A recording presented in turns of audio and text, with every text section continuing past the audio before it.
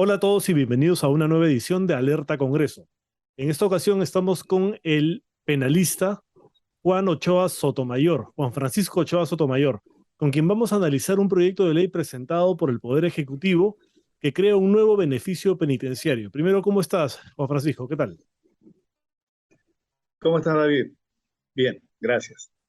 Eh, sí, mira, el Poder Ejecutivo ha presentado un proyecto de ley que crea un beneficio penitenciario nuevo que se llama Libertad Vigilada Humanitaria de la Pena. Esto significa que el sentenciado cumplirá su pena privativa de libertad a través de vigilancia electrónica personal. O sea, el grillete electrónico, por ejemplo, que es un dispositivo con el que se les puede hacer vigilancia a los presos que cumplen este tipo de condenas en sus domicilios, por ejemplo, ¿no? Y además deberán estar dentro de un radio de acción circunscrito justamente a su domicilio o a la dirección que el condenado ofrezca a las autoridades. Ahora, para poder acceder a este beneficio, el proyecto plantea que se deba cumplir alguno de los siguientes supuestos: ser mayor de 65 años, padecer enfermedades crónicas, trastornos mentales crónicos, irreversibles y degenerativos, o discapacidad física permanente que afecte su capacidad de locomoción. Además, debe tratarse de situaciones que pongan en grave riesgo la vida del sentenciado. Además, impone otra serie de condiciones: que la condena eh, que pesa sobre el condenado no sea mayor a 12 años de prisión, que sea su primera condena, que haya cumplido la tercera parte de la misma y que no esté condenado por delitos contra la humanidad, contra la vida, terrorismo, lavado de activos, corrupción, entre otros. Entre los argumentos, los más importantes que resalta el proyecto son la sobrepoblación de los penales, el hacinamiento y el consecuente riesgo de contraer COVID que tiene justamente la población carcelaria debido a esta sobrepoblación. Y en el análisis costo-beneficio dicen, como en la gran mayoría de proyectos, que no van a producir ningún gasto, ¿no? Pero también explica que el costo del dispositivo electrónico, o sea, del grillete y del sistema de vigilancia, va a ser cubierto 50% por el beneficiario de este beneficio, valga la redundancia, y el otro 50% por el INPE. Pero también explica ahí que eso es más barato que lo que cuesta tener a una persona presa en el sistema carcelario. ¿Cuál es tu opinión, por favor, Juan Francisco, sobre este proyecto de ley? Empezando por lo último, David, creo que es verdad que sería mucho más barato, eso es indudable. Pero hay un detalle importante, no olvidemos que este Código de Ejecución Penal es ya más o menos antiguo, ¿no? Su texto original es de 1991 y ha sufrido una serie de modificaciones permanentemente dado y hasta que el año 2021 en febrero se modificó y se hizo un texto ordenado porque se había generado tantas modificaciones que lo más razonable es que se haga un texto único ordenado. Pero un detalle, ¿no? Hay un decreto legislativo, el 1322, es todavía del año 2017, que precisamente regula la vigilancia electrónica personal. Este decreto legislativo estaba pensado para tres supuestos. El primer supuesto era para procesados, segundo supuesto para condenados, es decir, con sentencia, y el tercer supuesto para personas que podrían acceder a beneficio penitenciario. Solamente para ilustración de las personas. Los beneficios penitenciarios están regulados en el Código de Ejecución Penal. Son los siguientes: permiso de salida, redención de la pena por estudio y el trabajo, semilibertad, liberación condicional, visita íntima y otros beneficios. Eso dice el Código de Ejecución Penal. Con este proyecto se incorpora uno más, pero importante resulta hacer la aclaración que en este decreto legislativo 1322 ya se señalaba cuáles eran los supuestos para la aplicación del grillete electrónico.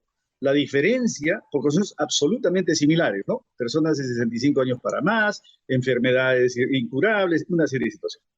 Solamente varía en cuanto a la penalidad. Este decreto legislativo previo señalaba que era aplicable para personas cuya penalidad fuese no mayor de 8 años, ahora es 12.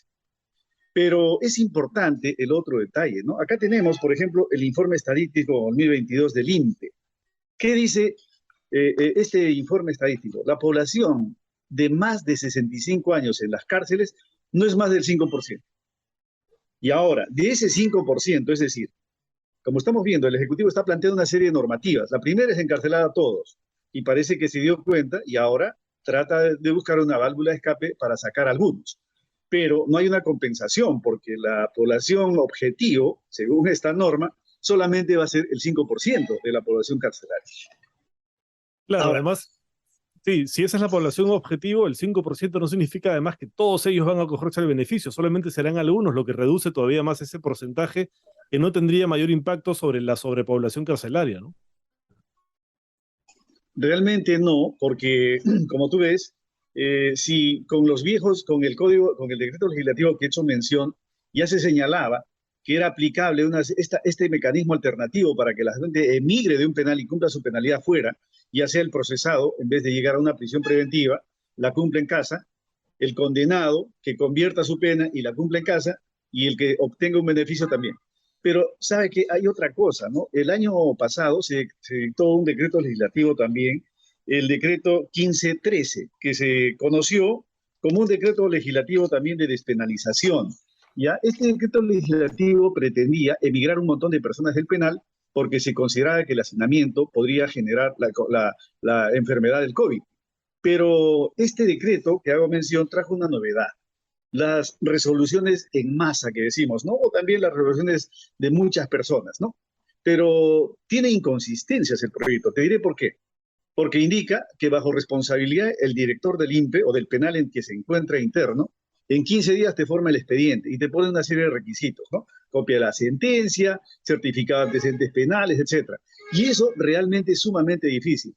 Solamente sería viable si es que implementamos un gobierno digital, en donde todo esté interconectado de manera que el INPE, toda la lista de personas que tienen condenas o procesos, podrían rápidamente inmediatamente saber la información y sacar la información oficial, ¿no? Pero actualmente eso es imposible. Las personas, los abogados que litigan saben que cuando uno presenta un beneficio es la misma persona que tiene que recabar el certificado domiciliario, las sentencias condenatorias, etcétera. Así que yo honestamente lo veo como un bonito canto de sirena.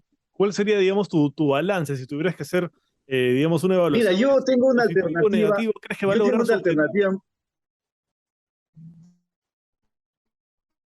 Yo tengo una alternativa totalmente diferente a esta, ¿no? Mira, si tú te das cuenta, las penalidades en el Perú son sumamente altas para muchos delitos. Solamente para ilustrar, el robo agravado tiene una pena mínima de 12 y una máxima de 20. Es decir, una persona va, lo cogotea a otro y le quitan las zapatillas que cuestan 10 soles y se va a la cárcel con una pena mínima de 12 años. Pero de esos 12, en otros casos, hay beneficio penitenciario. Entonces, ¿la población qué hace?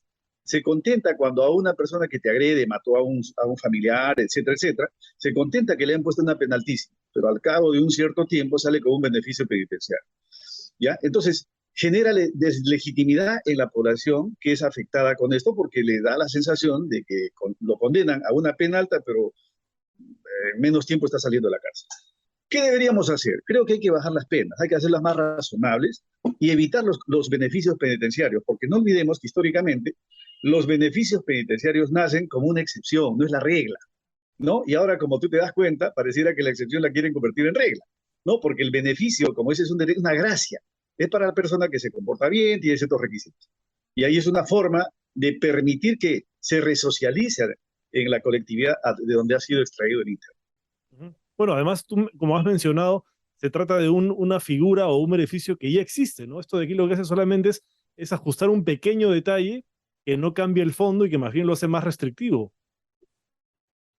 Sí, o sea, le han creado un nombre que realmente si uno analiza las leyes que te he mencionado, en realidad ya existían. La pregunta es, sería interesante escucharle a los jueces por qué no aplicaron esto.